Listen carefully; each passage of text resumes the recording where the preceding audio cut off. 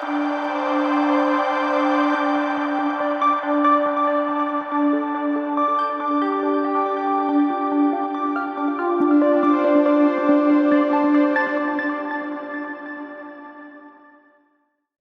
The Lord.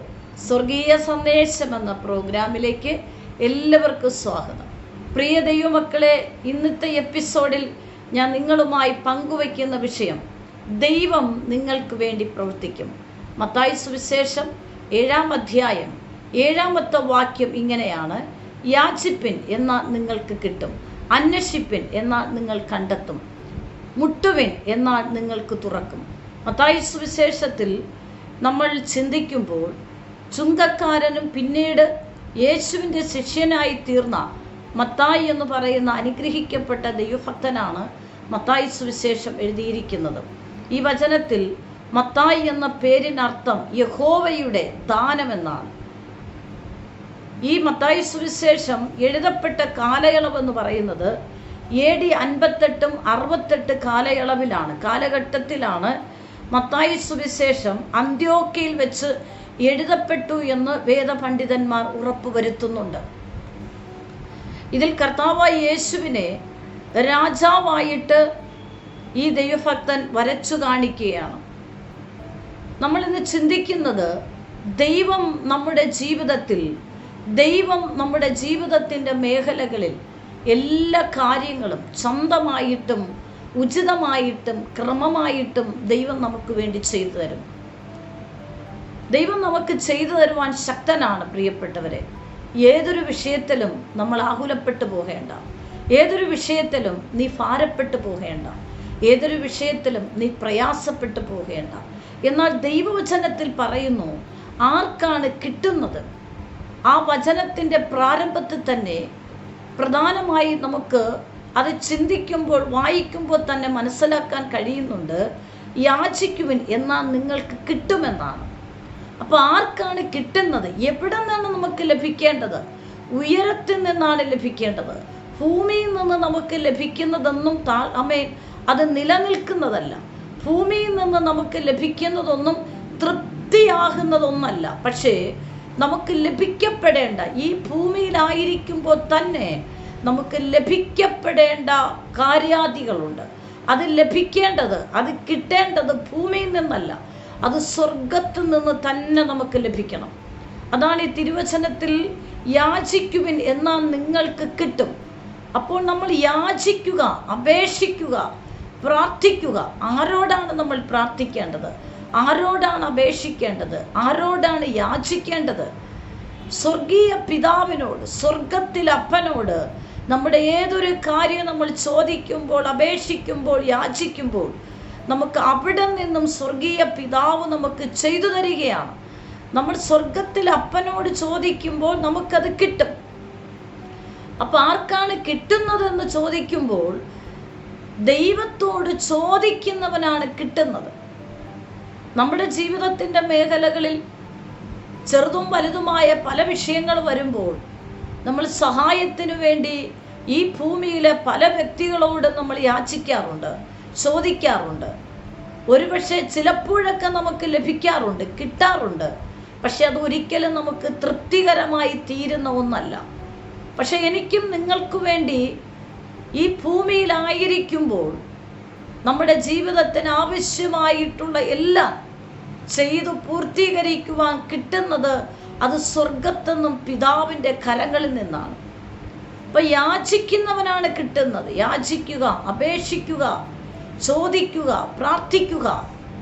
അപ്പോൾ ആർക്കും തുറക്കാത്തത് തുറന്നു കിട്ടണമെങ്കിൽ, ആർക്കും തരാത്തത് തന്ന് നമുക്ക് തൃപ്തി തരാൻ കഴിയണമെങ്കിൽ അത് നമ്മൾ സ്വർഗീയ പിതാവിനോട് നമ്മൾ ചോദിക്കണം. ഒരിക്കൽ കർത്താവായ യേശുക്രിസ്തു ഭൂമിയിൽ തൻ്റെ പരിശുദ്ധ ശുശ്രൂഷയിൽ, തൻ്റെ ദൈവിക വേലയുടെ മുഖത്ത് ആയിരിക്കുമ്പോൾ ഒരു കനാന്യ സ്ത്രീ യേശുവിൻ്റെ പിന്നാലെ വന്നു. അവളുടെ ആവശ്യമെന്ന് പറയുന്നത് അവളുടെ തലമുറയ്ക്ക് ഒരു വിടുതൽ ലഭിക്കുക എന്നുള്ളതാണ്. അവൾക്കറിയാം, ഈ തലമുറയ്ക്ക് ഒരു വിടുതൽ കിട്ടണമെങ്കിൽ മനുഷ്യൻ്റെ പിന്നാലെ പോയി യാചിച്ചാൽ കിട്ടത്തില്ല. ലഭിക്കാനുള്ള വ്യക്തിയോടുകൂടെ ചോദിച്ചാൽ മാത്രമേ തൻ്റെ തലമുറയ്ക്കൊരു വിടുതൽ കിട്ടുകയുള്ളൂ എന്ന് ഈ സഹോദരി പൂർണ്ണമായിട്ട് ഉറയ്ക്കുകയാണ്. അങ്ങനെ ഈ സഹോദരി യേശുവിൻ്റെ അടുക്കൽ വന്നിട്ട് പറഞ്ഞു, എൻ്റെ മകൾക്ക് സൗഖ്യം വേണം. അവൾ ഭൂതോദ്രവത്താൽ പിശാചിൻ്റെ ബന്ധനത്തിൽ അകപ്പെട്ടിരിക്കുകയാണ്. അവൾക്ക് വേണ്ടി സൗഖ്യത്തെ ചോദിക്കുവാൻ, എൻ്റെ കുഞ്ഞിനൊരു സൗഖ്യം വേണം. അപ്പോൾ യേശു പറഞ്ഞ വാക്ക്, മക്കളുടെ അപ്പമെടുത്ത് നായ്ക്കുട്ടികൾക്ക് ഇട്ടുകൊടുക്കത്തില്ല. അപ്പോൾ സഹോദരി തിരിച്ച് യേശുവിനോട് പറഞ്ഞ വിശ്വാസ വാക്കുകൾ, അതേ കർത്താവേ,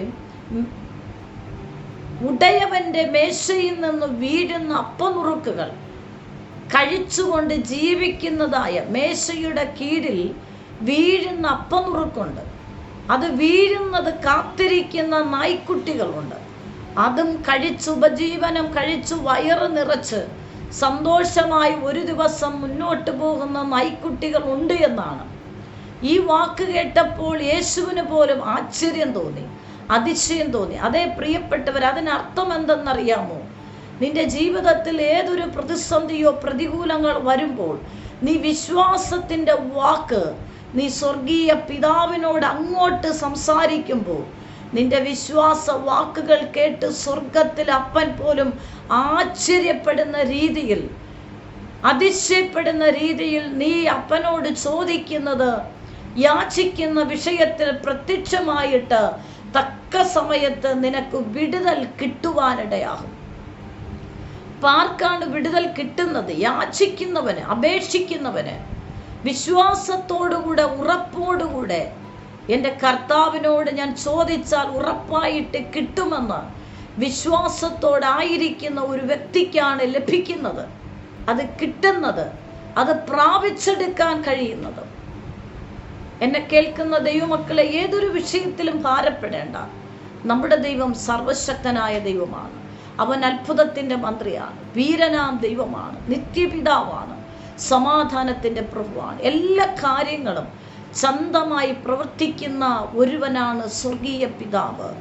ആ അപ്പനോട് നീ യാചിക്കുന്ന ഏതൊരു വിഷയവും ഉറപ്പായിട്ടും ദൈവത്തിൻ്റെ വചനം പഠിപ്പിക്കുന്നു, ദർശനങ്ങൾക്കൊരു അവധി വച്ചിരിക്കുന്നു, അത് സമാപ്തിയിലേക്ക് ബന്ധപ്പെടുകയാണ്.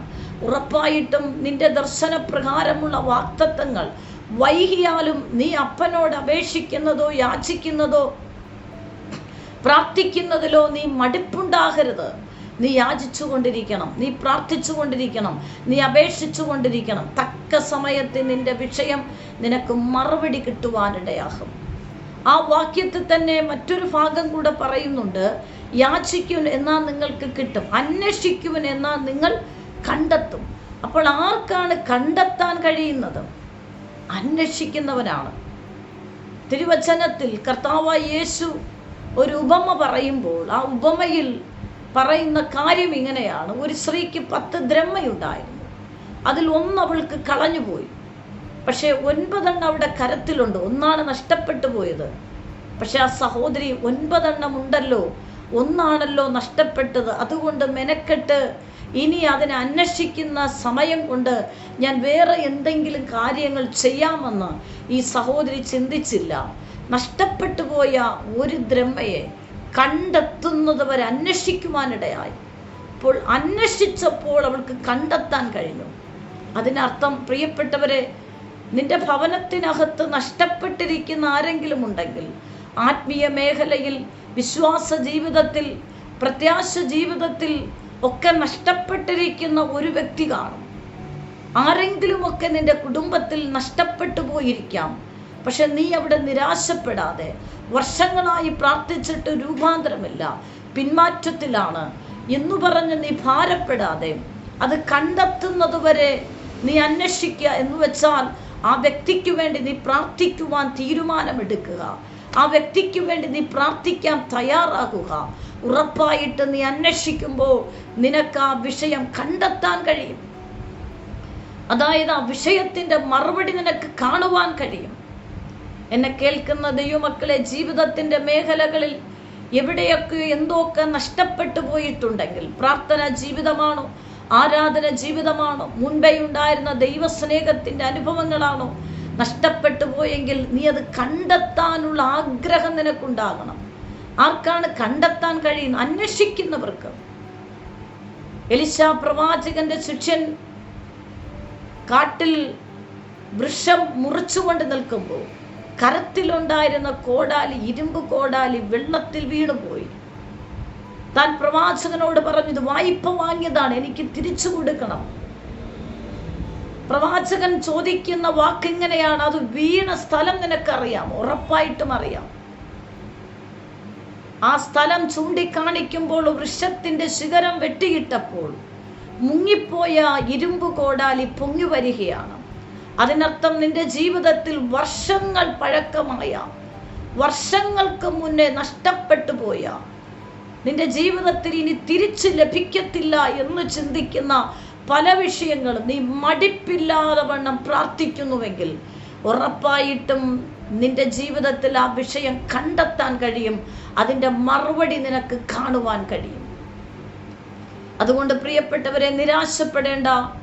ദൈവത്തിൻ്റെ പരിശുദ്ധാത്മ തിരുവചനത്തിലൂടെ ആരോട് സംസാരിക്കുന്നു? നിന്റെ ജീവിതത്തിൽ ചിലത് ലഭിക്കാൻ പോവുകയാണ്. കഴിഞ്ഞ നാളുകളിൽ വർഷങ്ങൾ കൊണ്ട് നീ പ്രാർത്ഥിച്ചു കൊണ്ടിരിക്കുന്ന ചില വിഷയത്തിൽ നിനക്ക് ലഭിക്കാൻ പോവുകയാണ്, കിട്ടാൻ പോവുകയാണ്, നിന്റെ കരത്തിൽ വരാൻ പോവുകയാണ്, നിന്റെ കുടുംബത്തിൽ വെളിപ്പെടാൻ പോവുകയാണ്. മറ്റൊന്ന്, നീ അന്വേഷിച്ച്, നീ ആഗ്രഹത്തോടുകൂടി ആ വിഷയത്തിൻ്റെ മറുപടിക്ക് വേണ്ടി നീ അന്വേഷിച്ച് കണ്ടെത്തുന്നത് വരെ നീ അന്വേഷിച്ച് പ്രാർത്ഥിക്കുന്ന ചില വിഷയങ്ങൾ നിന്റെ കരത്തിൽ മടങ്ങി വരാൻ പോവുകയാണ്. നീ കണ്ടെത്താൻ പോവുകയാണ്. എന്താണോ നിന്നെ നഷ്ടപ്പെട്ടത് അത് മടങ്ങി വരാൻ പോവുകയാണ്. നിങ്ങൾ വിശ്വസിക്കുക, നിങ്ങളുടെ ജീവിതത്തിൻ്റെ പ്രാർത്ഥനാ ജീവിതം നിങ്ങൾക്ക് നഷ്ടപ്പെട്ടു പോയെങ്കിൽ അത് മടക്കി തരാൻ പോവുകയാണ്. പക്ഷെ ഒറ്റ കാര്യം, നഷ്ടപ്പെട്ടതിനെ തിരിച്ചു വേണമെന്നൊരാഗ്രഹവും അത് അന്വേഷിക്കുവാനും. എങ്ങനെയാണ് നമുക്ക് അന്വേഷിക്കാൻ കഴിയുന്നത്? ദൈവസന്നിധിയിൽ ഇരിക്കണം. ദൈവസന്നിധിയിൽ ഇരുന്ന് പ്രാർത്ഥിക്കുവാനും വചനം ധ്യാനിക്കുവാനും ദൈവത്തോട് സംസാരിക്കുവാനും നീ തയ്യാറായാൽ നിന്റെ ജീവിതത്തിൽ നഷ്ടപ്പെട്ടതിന് ദൈവത്തിൻ്റെ പരിശുദ്ധാത്മാവ് നിനക്ക് കണ്ടെത്തുവാൻ കഴിയും. അത് മടക്കി നിന്റെ കരത്തിൽ ലഭിക്കുവാൻ കഴിയും. ഒരുപക്ഷെ നിന്റെ സാമ്പത്തിക മേഖലയായിരിക്കാം, നഷ്ടപ്പെട്ടു പോയ ജോലിയായിരിക്കാം. ഈ ദൈവശബ്ദം കേൾക്കുന്ന ആരോട് പരിശുദ്ധാത്മ പറയുന്നു, നീ ഏതോ രാജ്യങ്ങളിൽ, സ്റ്റേറ്റുകളിൽ നിന്റെ ജീവിതത്തിൽ സാമ്പത്തികപരമായി നഷ്ടപ്പെട്ട ഒരു അനുഭവത്തിൽ, ജോലി നഷ്ടപ്പെട്ട ഒരു അനുഭവത്തിൽ ഇനി എങ്ങനെ മുന്നോട്ട് പോകും, ഈ സാഹചര്യം ഇനി എങ്ങനെയാണ് മുന്നോട്ട് പോകേണ്ടത് എന്ന് നീ വ്യാകുലപ്പെട്ട് പ്രയാസപ്പെടുന്നുവെങ്കിൽ ദൈവത്തിൻ്റെ ആത്മാ പറയുന്നു, നീ ഭാരപ്പെടേണ്ട. നഷ്ടപ്പെട്ടതിനുപരിയായിട്ട് ശ്രേഷ്ഠകരമായി നിന്റെ ജീവിതത്തിലൊന്ന് മടക്കി കിട്ടാൻ പോവുകയാണ്. ഒറ്റ കാര്യം, നീ കർത്താവിനോട് ചേർന്നിരിക്കുക. ആ കർത്താവിനോട് ചേർന്നിരുന്ന് നിന്റെ വിഷയം ദൈവത്തോട് നീ അറിയിച്ചു കൊണ്ടിരിക്കുക. ഉറപ്പായിട്ടും നിനക്ക് വേണ്ടി പ്രവർത്തിക്കുന്ന ദൈവമാണ്. മൂന്നാമതായ വചനഭാഗത്തിൽ പറയുന്നുണ്ട്, മുട്ടുവിൻ എന്നാൽ നിങ്ങൾക്ക് തുറക്കും. അപ്പോൾ ആർക്കാണ് തുറക്കപ്പെടുന്നത്? മുട്ടുന്നവന്. അതായത് ജീവിതത്തിൽ പ്രാർത്ഥിക്കുന്ന ഏതൊരു വിഷയത്തിൻ്റെ മറുപടി വരുവാൻ വൈകും തോറും നീ നിരാശപ്പെടുകയോ പിന്മാറുകയോ ചെയ്യരുത്. നിരാശയില്ലാതെ നീ ആ വിഷയം ദൈവസന്നിധി മുട്ടിക്കൊണ്ടിരിക്കണം. അതായത് ചോദിച്ചു കൊണ്ടിരിക്കണം, പ്രാർത്ഥിച്ചു കൊണ്ടിരിക്കണം. തക്ക സമയത്ത് നിനക്ക് വേണ്ടി തുറന്നു തരുന്ന അപ്പനാണ്. നിന്റെ ജീവിതത്തിൻ്റെ സകല ആവശ്യങ്ങളും അറിഞ്ഞ് നിനക്ക് വേണ്ടി ചെയ്യുന്ന ദൈവമാണ്. അതായത് കർത്താവായ യേശു ശുശ്രൂഷിക്കുമ്പോൾ ഒരു ഉപമ പറഞ്ഞു. ഇപ്രകാരമാണ്, ഒരു പട്ടണത്തിൽ ഒരു വിധവയായ സഹോദരി ഉണ്ടായിരുന്നു. ആ പട്ടണത്തിൽ തന്നെ അവളെ ഭാരപ്പെടുത്തുന്ന ആരോ ഉണ്ടായിരുന്നു. പക്ഷേ ആ പട്ടണത്തിൻ്റെ ന്യായാധിപൻ എന്ന് പറയുന്നത് ദൈവഭയവും മനുഷ്യന് ശങ്കയുമില്ലാത്ത മനുഷ്യനാണ്. പക്ഷേ ഈ സഹോദരിക്ക് പ്രതിക്രിയ ചെയ്തു കൊടുക്കേണ്ട ഈ മനുഷ്യനാണ്. ഈ സഹോദരി നിരന്തരം ചെന്ന് അദ്ദേഹത്തോട് മുട്ടിക്കൊണ്ടേയിരുന്നു. പക്ഷെ ആദ്യം ഒന്നും ചെവി കൊണ്ടില്ല. പക്ഷേ അവൾക്ക് പ്രതിക്രിയ ചെയ്ത് കൊടുക്കുന്നത് വരെ ആ ന്യായാധിപന്റെ സന്നിധിയിൽ വിഷയം ചെന്ന് മുട്ടിക്കൊണ്ടേയിരുന്നു. എന്തിനു വേണ്ടി? പരിഹാരം ലഭിക്കുവാൻ. അവൾ മടുത്തുപോയില്ല. അവൾ നിരന്തരം മുട്ടിക്കൊണ്ടിരിക്കുവാനിടയായി. ഒരു ദിവസം ഈ ന്യായാധിപൻ തന്നെ ദൈവത്തോട് പറയുകയാണ്, ഈ സഹോദരിക്ക് ഞാനിത് ചെയ്തു കൊടുത്തില്ലെങ്കിൽ ദൈവം പോലും എന്നോട് ക്ഷമിക്കത്തില്ല. അതേ പ്രിയപ്പെട്ടവരെ, നിന്റെ വിഷയത്തിൽ നീ പിന്തിരിയേണ്ട. സാഹചര്യമല്ല നമ്മെ വിടിവിക്കുന്നത്, മറിച്ച് ദൈവത്തിൻ്റെ കരമാണ്. സാഹചര്യം നോക്കിയാൽ നമ്മൾ തകർന്നു പോകും. സാഹചര്യം നോക്കിയാൽ നമുക്ക് മുന്നോട്ട് പോകാൻ കഴിയത്തില്ല. സകല വാതിലുകളും നിന്റെ മുന്നിൽ അടഞ്ഞിരിക്കുന്നു. നീ ദൈവത്തോട് ചേർന്നിരിക്കും. നിനക്ക് വേണ്ടി വാതിലുകൾ തുറന്നു മറുകര എത്തിക്കുന്ന ഒരു അപ്പനാണ്. നീ ഏത് സാഹചര്യത്തിൽ, ഇപ്പോൾ ഏതു രാജ്യത്ത് നീ ആയിരുന്നാലും, നിന്റെ മുന്നിലുള്ള സകല സാമ്പത്തിക വഴികൾ ഇപ്പോൾ അടഞ്ഞിരിക്കുന്നുവോ, നീ ഭാരപ്പെടേണ്ട. ആ ഉയരത്തിൽ അപ്പനോട് നീ ചേർന്നിരുന്ന് ആ വാതിൽ നീ മുട്ടിക്കൊണ്ടിരുന്നാൽ നിനക്ക് വേണ്ടി തക്ക സമയത്ത് തുറന്ന് നിന്റെ സകല ആവശ്യങ്ങളും ചെയ്തു തരുന്ന അപ്പനോട് നിന്റെ വിഷമങ്ങൾ നീ പറഞ്ഞാൽ മതി. നിന്നെ അറിയുന്ന ഒരുവനെയുള്ളൂ, അത് സ്വർഗീയ പിതാവാണ്. നിന്നെ അറിയുന്ന ഒരുവനാണ് കർത്താവ് യേശു. നിന്റെ ഏത് സങ്കടമായിരുന്നാലും ഏത് പ്രയാസമായിരുന്നാലും നിന്നെ സഹായിക്കുന്ന ആ അപ്പനോട് നീ യാചിക്ക്, ആ അപ്പനോട് നീ അന്വേഷിക്ക്, ആ അപ്പനോട് നീ മുട്ടിക്കൊണ്ടിരിക്കുക. തക്ക സമയത്ത് നിനക്ക് വേണ്ടി പ്രവർത്തിക്കുന്ന ദൈവമാണ്. ഒരു വചനം ഞാൻ വായിക്കുന്നു. ആ വചനഭാഗം ഇങ്ങനെയാണ്. മത്തായി സുവിശേഷം 18:19 ഇങ്ങനെയാണ്: ഭൂമിയിൽ വെച്ച് നിങ്ങളിൽ 2 പേർ യാചിക്കുന്ന ഏതൊരു കാര്യത്തിലും ഐക്യമത്യപ്പെട്ടാൽ സ്വർഗത്തിനായ പിതാവ് നിനക്ക് വേണ്ടി ചെയ്തു തരും. ഐക്യതയോടുകൂടെ നിന്റെ കുടുംബത്തിൽ എത്ര പേരുണ്ടോ, നീ ഐക്യതയോടുകൂടെ നിന്റെ വിഷയത്തിന് വേണ്ടി യാചിക്കുക, മുട്ടുക, നീ അന്വേഷിക്കുക. തക്ക സമയത്ത് നിനക്ക് വേണ്ടി തുറന്ന് നിനക്ക് കണ്ടെത്തി ആ വിഷയം തുറന്ന് പരിഹരിച്ചു തരുന്ന സ്വർഗീയ പിതാവാണ്. ഏതാവശ്യങ്ങളെയും തക്ക സമയത്ത് ചെയ്തു തരുന്ന അപ്പനാണ്. ആ അപ്പനോട് ചേർന്നിരിക്കാമോ? നിന്റെ ഏത് സാഹചര്യങ്ങളായിരുന്നാലും നീ ദൈവത്തോട് ചേർന്നിരിക്കുക. നിന്നെ കാണുന്ന ഒരുവനുണ്ട് കേട്ടോ, നിന്നെ അറിയുന്ന ഒരുവനുണ്ട്, നിന്നെ മനസ്സിലാക്കുന്ന ഒരുവനുണ്ട്. ഒരുപക്ഷെ നിന്റെ കുടുംബക്കാർക്ക് നിന്നെ മനസ്സിലാകത്തില്ല, നിന്റെ വീട്ടുകാർക്ക് നിന്റെ വേദന മനസ്സിലാകത്തില്ല, നിന്റെ കൂട്ടുകാർക്ക് നിന്റെ വേദന മനസ്സിലാകത്തില്ല, നിന്റെ അയൽവാസിക്ക് നിന്നെക്കുറിച്ചുള്ള ഏതൊരു രേഖയും അറിയത്തില്ല, നിന്റെ മനസ്സിൻ്റെ ഏതൊരു വിഷയവും മറ്റൊരു വ്യക്തിക്ക് അറിയത്തില്ല. പക്ഷെ നിന്നെ നന്നായിട്ട് അറിയുന്ന ഒരപ്പനാണ്, നിന്നെ നന്നായി മനസ്സിലാക്കുന്ന ഒരപ്പനുണ്ട്. അതാണ് ഉയരത്തിലെ സ്വർഗീയ പിതാവ്. ആ അപ്പനോട് നീ ചേർന്നിരിക്കുക. നിന്റെ വിഷയം എന്തായിക്കൊള്ളട്ടെ, നീ അപ്പനോട് പറ. ആ കർത്താവ് നിന്നെ വിടിവിപ്പാൻ ശക്തനാണ്. പരിശുദ്ധാത്മാരോട് പറയുന്നു, നിന്റെ വിഷയത്തിൽ ചില മറുപടികൾ ഇതാ വെളിപ്പെടാൻ പോവുകയാണ്. നീ കഴിഞ്ഞ നാളിൽ ഉപവസിച്ച് പ്രാർത്ഥിച്ചു കൊണ്ടിരുന്ന ചില വിഷയം നിനക്ക് വേണ്ടി ഇതാ തുറക്കുകയാണ്. ആ വാതിൽ നിനക്ക് വേണ്ടി തുറക്കുന്നു. ആ അപ്പനോട് നീ ചേർന്നിരിക്കുക. നമുക്ക് ഒരുമിച്ച് പ്രാർത്ഥിക്കാം. നിങ്ങളുടെ ഏതാവശ്യമായിരുന്നാലും ഈ പ്രാർത്ഥനയോട് നിങ്ങൾ ചേർന്ന് പ്രാർത്ഥിക്കുക. പരിശുദ്ധാത്മാവ് നിങ്ങളുടെ മേൽ അത്ഭുതം ചെയ്യും. നിങ്ങൾക്കായി വാതിൽ തുറക്കാൻ പോകുന്നു. നിങ്ങൾക്ക് വേണ്ടി ആ വാതിൽ തുറന്നു വരികയാണ്. കഴിഞ്ഞ നാളിൽ നീ അന്വേഷിച്ച് പ്രാർത്ഥിക്കുന്ന വിഷയം നീ കണ്ടെത്താൻ പോവുകയാണ്. നഷ്ടപ്പെട്ടത് ചിലതൊക്കെ മടങ്ങി വരാൻ പോവുകയാണ്. നഷ്ടപ്പെട്ടു പോയി എന്താണോ അത് നിന്റെ കരങ്ങളിൽ എത്തപ്പെടാൻ പോവുകയാണ്. വിശ്വസിക്കുക. ഒരുമിച്ച് പ്രാർത്ഥിക്കാം. പരിശുദ്ധ കർത്താവേ, ഈ നിമിഷത്തിനായി നന്ദി. ദൈവ ശബ്ദം കേൾക്കുന്നവർക്കായി സ്തോത്രം. ഇവരുടെ ജീവിതത്തിൽ എന്താണോ നഷ്ടപ്പെട്ടിരിക്കുന്നത്, എന്താണോ കാണാതിരിക്കുന്നത്, ഏത് വിഷയമാണ് അപ്പനോട് മുട്ടിക്കൊണ്ടിരിക്കുന്നത്, യേശുവിൻ്റെ നാമത്തിൽ ഇവർക്ക് വേണ്ടി തുറക്കട്ടെ. യേശുവിൻ്റെ നാമത്തിൽ തുറന്നു വരാൻ പ്രാർത്ഥിക്കുന്നു. ശാരീരിക രോഗങ്ങൾ ഭാരപ്പെടുന്നവർക്കായി പ്രാർത്ഥിക്കുന്നു. യേശുവിൻ്റെ അടിപ്പിണറുകളാലുള്ള സൗഖ്യവും ദൈവ സമാധാനവും ഞാൻ ഇവരിൽ പ്രഖ്യാപിക്കുന്നു. പരിശുദ്ധാത്മാവേ, അങ്ങ് അത്ഭുതം ചെയ്യും. യേശു ക്രിസ്തുവിൻ്റെ നാമത്തിൽ തന്നെ. ആമേൻ, ആമേൻ. God bless you. ആമേൻ. നിങ്ങൾക്കൊരു പ്രാർത്ഥന വിഷയമുണ്ടെങ്കിൽ ഈ സ്ക്രീനിൽ കാണുന്ന നമ്പറിൽ ഞങ്ങളെ കോൺടാക്റ്റ് ചെയ്യുക. ഞങ്ങൾ നിങ്ങൾക്ക് വേണ്ടി പ്രാർത്ഥിക്കും. എല്ലാ ആഴ്ചയിലും തിങ്കളും ശനിയുമാണ് ഈ സന്ദേശം നിങ്ങൾക്ക് ലഭ്യമായിരിക്കുന്നത്. ഈ സന്ദേശം മറ്റുള്ളവരുമായി നിങ്ങൾ പങ്കുവയ്ക്കണം. ഈ ചാനൽ ഇതുവരെ സബ്സ്ക്രൈബ് ചെയ്തിട്ടില്ല എങ്കിൽ സബ്സ്ക്രൈബ് ചെയ്യുക. ദൈവരാജ്യത്തിനായി നമുക്ക് ഒരുമിച്ച് കൈകോർക്കാം. കർത്താവ് നിങ്ങളെ ധാരാളമായി അനുഗ്രഹിക്കുമാറാകട്ടെ. ആമേൻ.